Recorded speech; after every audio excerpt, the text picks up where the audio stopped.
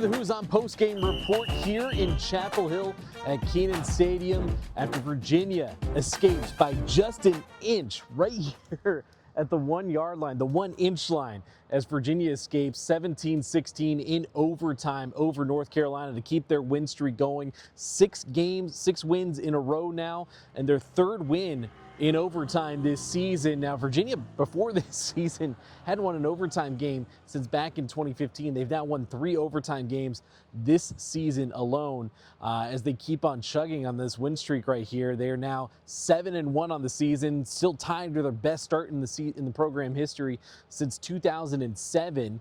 The only other better start for this program came back in 1990 when UVA had reached the #1 ranking for a little bit there back in 1990. So this Virginia win streak continuing along, but obviously there's a lot to take away and I guess grow from after this one, because it was not a pretty game at all for Virginia.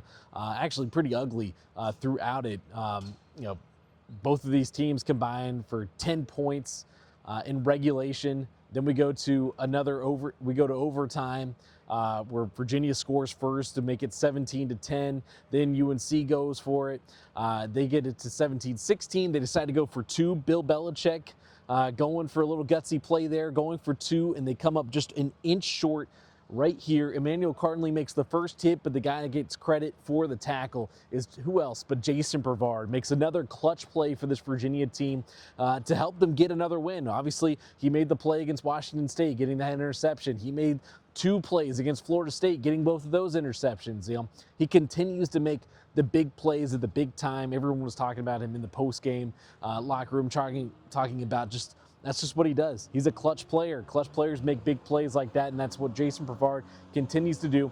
Let's get back to the rest of the game, though, because it was not pretty throughout. Virginia, 3-0 after first quarter. They get to the second quarter there. They score their first touchdown on that 30-yard Trell Harris touchdown. It was a play that, Trell Harris never looked like he was going to be tackled on that play. Spins out of that, gets into the end zone for the 30-yard touchdown, makes a big play there. But overall, that was pretty much all the UVA offense could do for the majority of the game. They only had 26 plays in the first half. And this is actually an interesting statistic to look at going forward. In the first 5 games of the season, when Virginia had one of the top 5 offenses in the country, Virginia was averaging 46 plays per first half. In the last 3 games, when their offense has really slipped down a bunch, they're only averaging 26 plays per first half, including today. They only had 26 plays in the first half compared to UNC's 41 first half plays. So the opposing offenses and opposing defenses are learning, keep this Virginia offense off the field. They're not building rhythm, and they're continuing to move on. And so this Virginia offense is really slowed down as of late. Because of that, asked Tony Elliott about it after the game. He feels like they're inches away on offense. It looks like yards and miles away on offense at times, but he still says they're inches away. They're having to bring in a lot of different personnel on offense right now. Cam Courtney got the start at the slot receiver today because Cam Ross missed today's game. Tony Elliott, by the way, said he expects Cam Ross to be healthy and available for next week's trip out to Cal.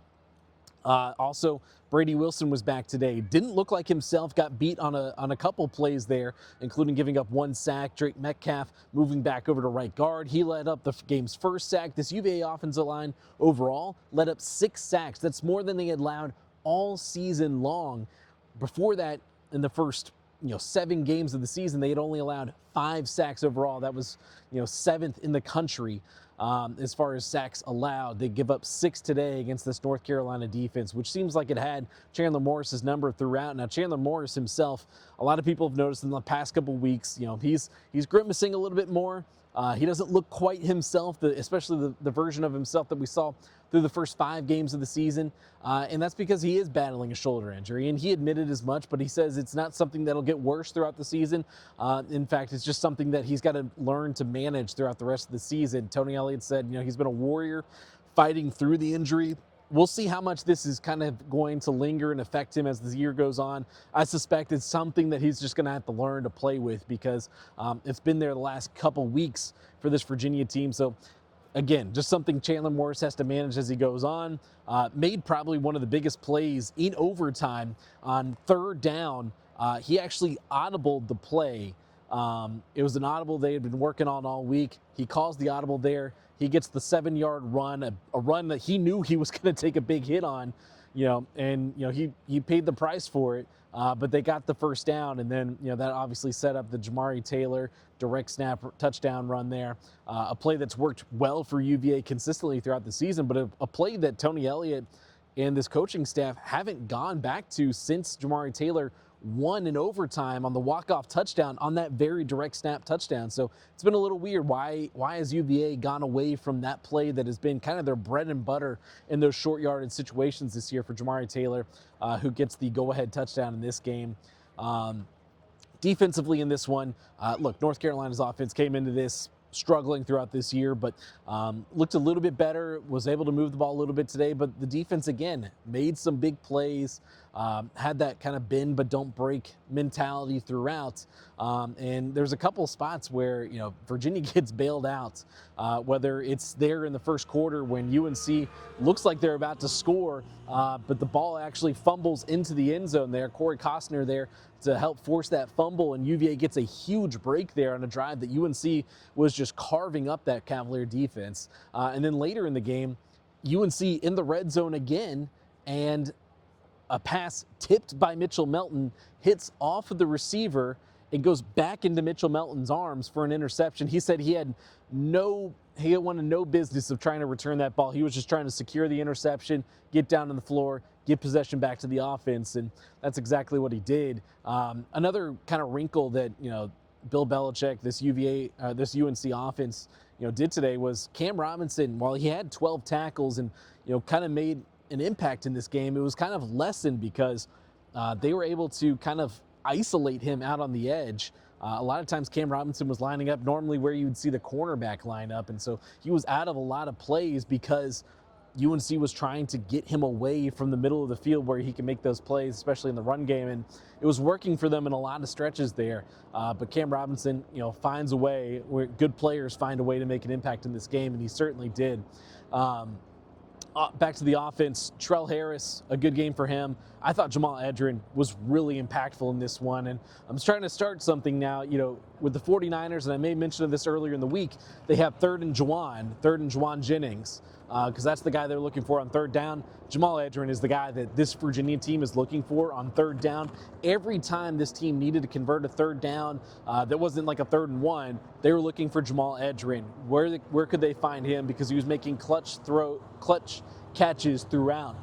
So another big game from him. He had a key block there on that Chandler Morris run in overtime to kind of spring Morris and give him enough yardage to get past the first down marker. Overall, this was just an absolutely wild game. Virginia winning by 1 point. I said coming into this that 10.5 points was way too much. I would have picked the under if I was a betting man. Looking forward now, this Virginia team has now won 4 straight games by just 1 possession, eerily reminiscent of the 2007 Virginia team that, of course, was dubbed the Cardiac Cavs, and they started the season also as 7-1. Virginia could move to 8-1 next week. They have a really tricky game as they travel coast to coast going out to Cal. Now, Virginia's going to leave early on Thursday this week, so it's going to be a little bit of a shorter week, a weirder week as they go out, make that coast to coast travel out to Berkeley. Virginia, one of only 2 teams now in the ACC that is undefeated in ACC play, Georgia Tech being the other one, as SMU upset today by Wake Forest. So makes for a really interesting close to the schedule for this Virginia team. They have a road trip to Cal, a home game against the Wake Forest team that continues to improve, a road trip to Duke, a pretty good Duke team, and a home game against Virginia Tech, always tricky there. Obviously, Virginia has their own demons to deal with that Virginia Tech game. So it'll be a really interesting close to this schedule for this Virginia team. Can they kind of keep some of this momentum going? Obviously, some really close games, not the offensive success that they had early in the year. So really interesting to see kind of how this Virginia team finishes out here. That's going to do it for the Who's On Postgame Report. As Virginia, number 16 team in the country, wins 17-16 here in UNC by just an inch as they continue going on. We'll have everything over on the Who's On Postgame Report over on our YouTube page. You can check that out there, as well as our recap of the men's basketball scrimmage against Villanova there on the Who's On Postgame Report. We also have our podcast coming out on Monday, recapping this game as well as the Villanova scrimmage, and then we'll have a lot more coming up later in the week, previewing the men's basketball season. But that's going to do it here from Chapel Hill after Virginia wins 17-16. That'll do it for the Who's On Postgame Report.